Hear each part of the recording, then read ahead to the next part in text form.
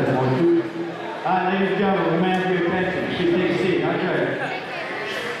Guys, take a seat, please.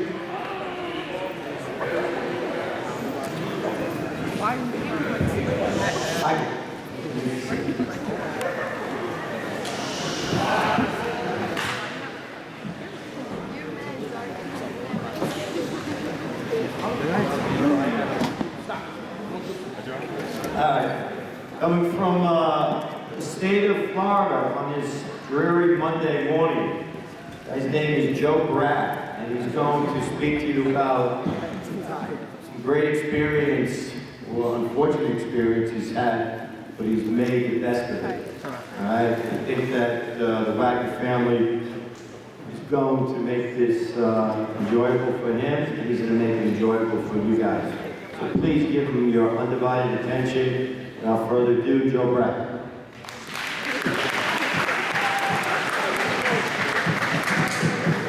Thank you, guys. Thank you, girls. How's everybody doing? All right, my name is Brat. And I'm here because I went to high school once, whether you believe it or not. And the truth is, how I'm going to start this is I'm going to tell you the real story. When I was 10 years old, my father was shot and killed.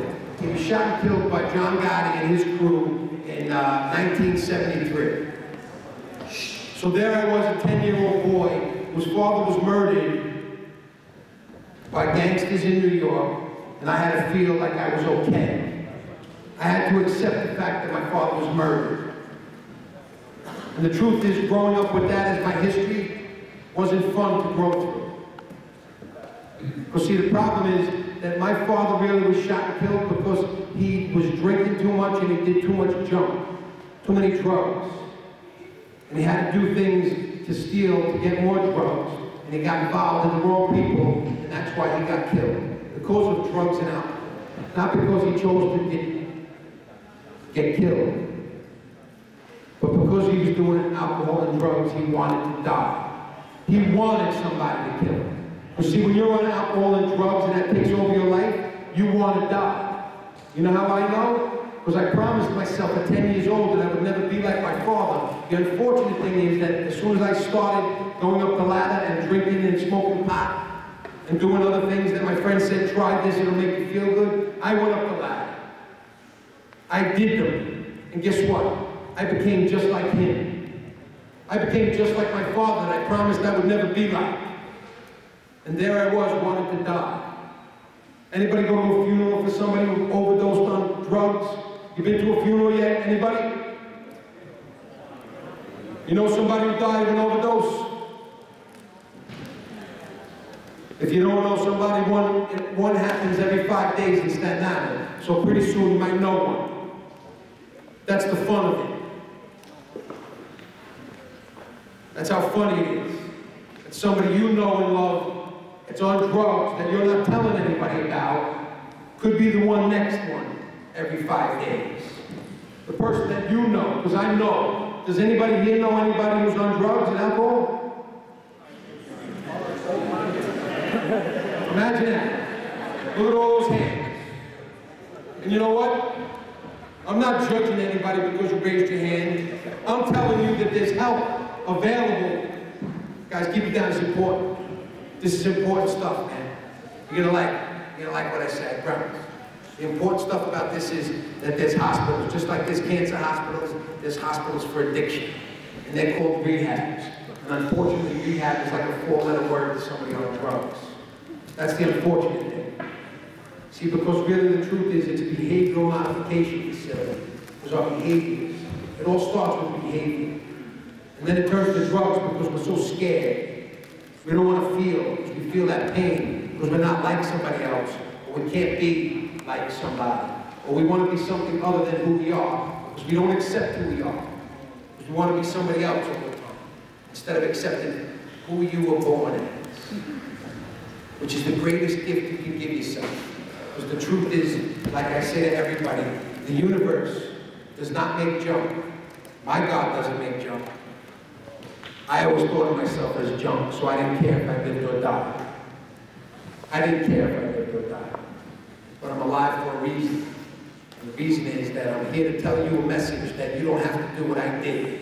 You don't have to learn the lessons I've learned, unless you want to. If you want to learn those lessons, then continue on. And it starts with marijuana and it goes up the ladder, right? To that blue pill that's killing everybody here.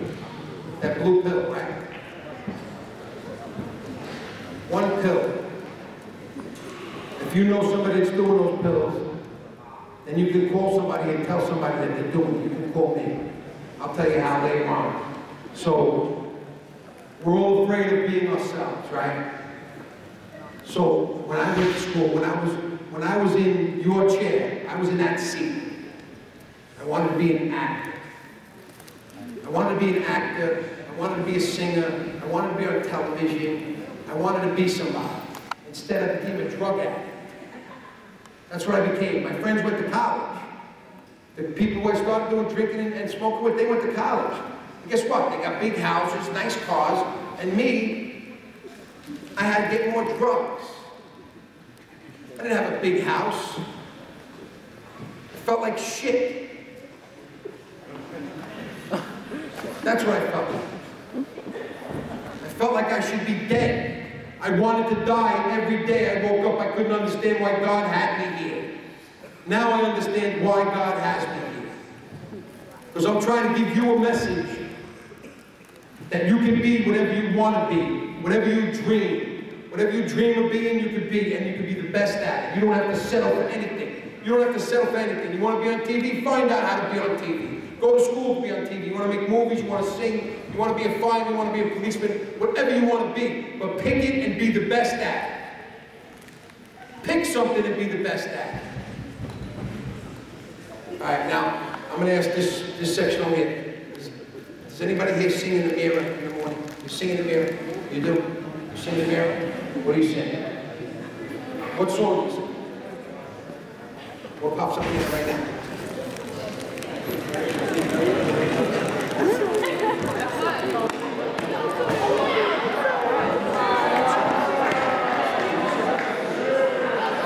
Okay.